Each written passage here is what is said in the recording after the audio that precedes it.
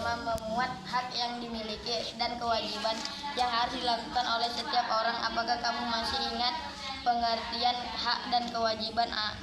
Hak adalah sesuatu yang kita terima atau peroleh. Dengan menerima hak, kebutuhan kita akan terpenuhi. Kita pun akan merasa senang jika dapat memperoleh hak. Kita boleh meminta hak, tetapi harus dengan cara yang baik. Kita dapat meminta hak apabila sudah melaksanakan kewajiban. Mintalah hakmu menggunakan bahasa yang santun. Kewajiban adalah sesuatu yang harus kita lakukan. Setiap kewajiban hendaknya dilakukan atas kesadaran sendiri tanpa ada rasa terpaksa. Di dalam kewajiban kita ada hak orang lain. Kita harus melaksanakan kewajiban agar tidak ada hak yang lain yang terganggu. Berikut adalah contoh hak dan kewajiban dalam kehidupan berbangsa dan bernegara.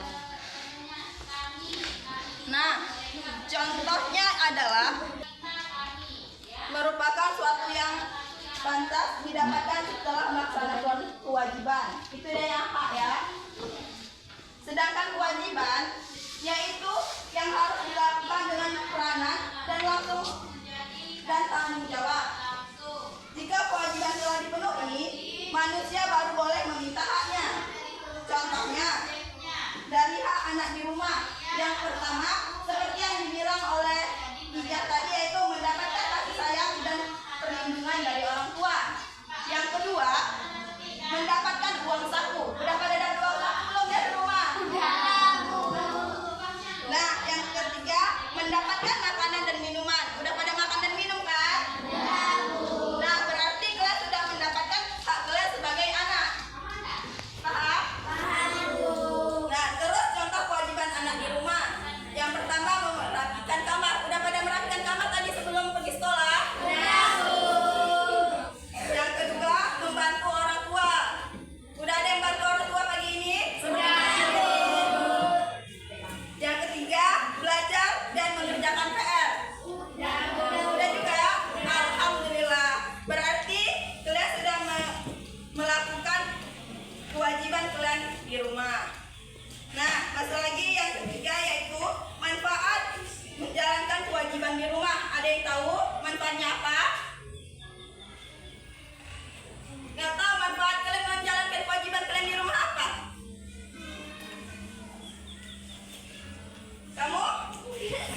Nggak tahu? Yaudah, ibu kasih tahu ya. Manfaat menjalankan kewajiban di rumah ialah setiap anggota keluarga memiliki hak dan kewajiban yang berbeda-beda. Manfaat yang diperoleh apabila menjalankan kewajiban di rumah. Yang pertama, menjadi tanggung jawab. Mengerti maksud tanggung jawab? Yaitu kalian bisa bertanggung jawab seperti membersihkan kamar, mengerjakan PR. Itu termasuk manfaatnya ya. Yang kedua, tidak mendapatkan teguran. Nah, tidak mendapatkan teguran, kan kalian sudah mengerjakan pekerjaan kalian yang sudah ditetapkan oleh orang tua. Berarti kan tidak akan dimarah jikalau kita sudah mengerjakannya.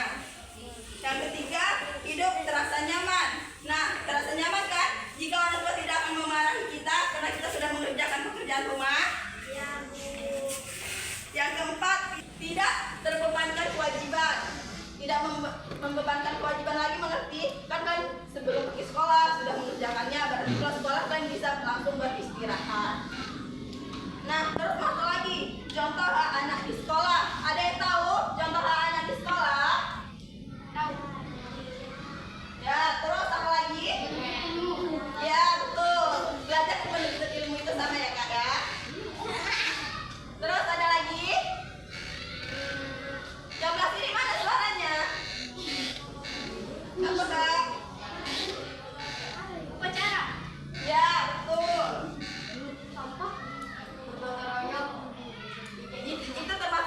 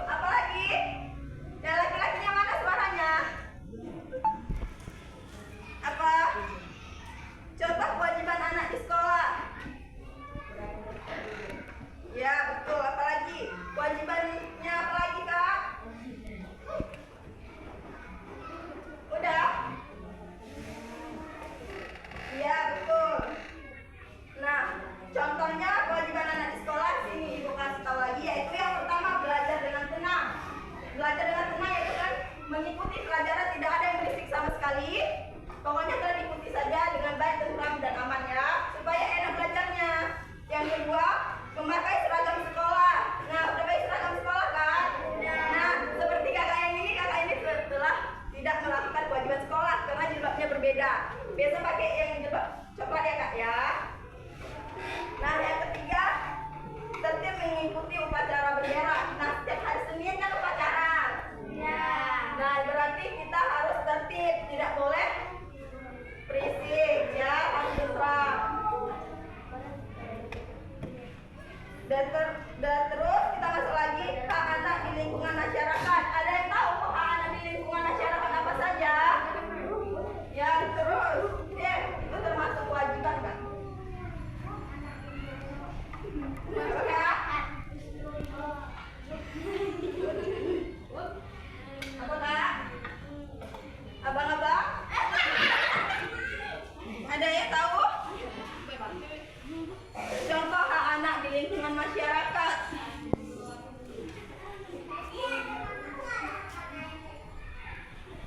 Ada yang tahu kak? Iya betul. Ada lagi?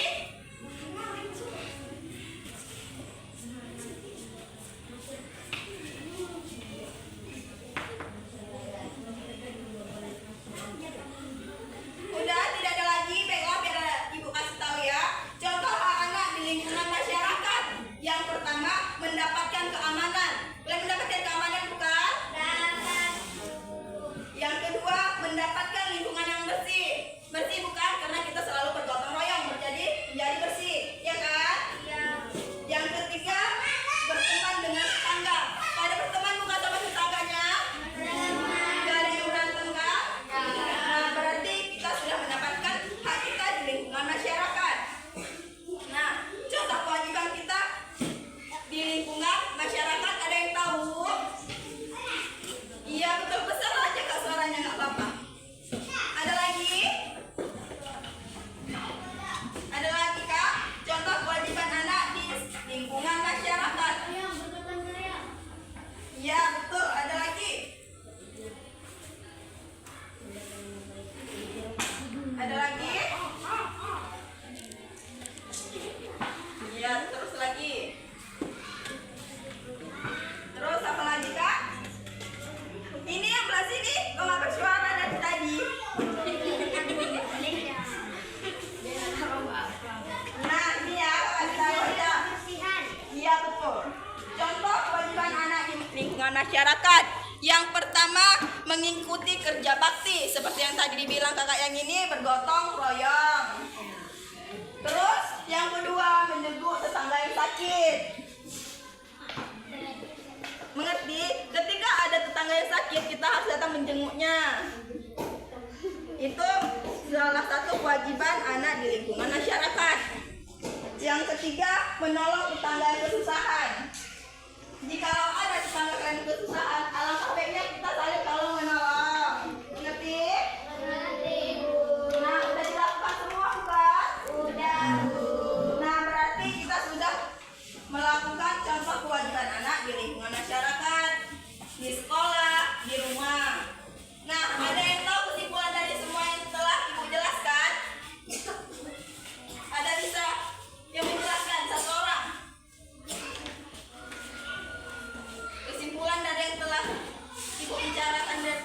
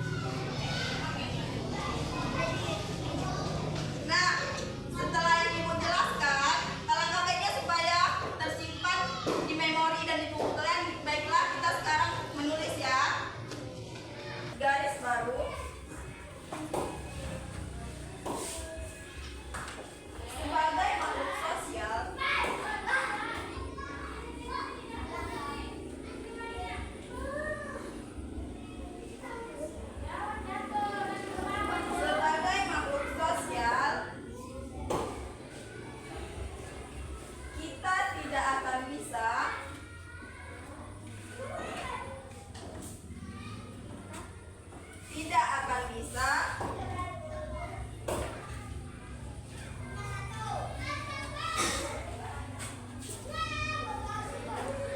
hidup sendiri. A few minutes later. Udah? Mengerti semuanya? Mengerti. Kalau gitu ibu kasih soal mau?